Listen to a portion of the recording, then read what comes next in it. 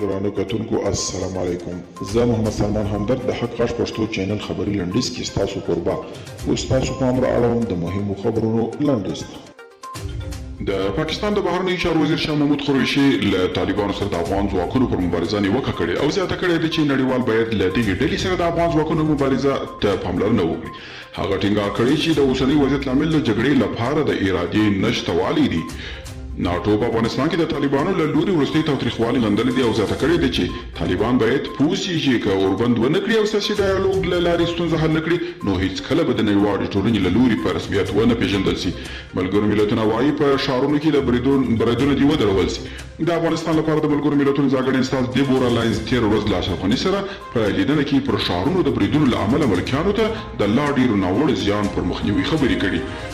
شاه محمود قریشي ویلي پر پاکستان د نیوکو پر ځای کې خپلې ماتې عوامل وڅېړي.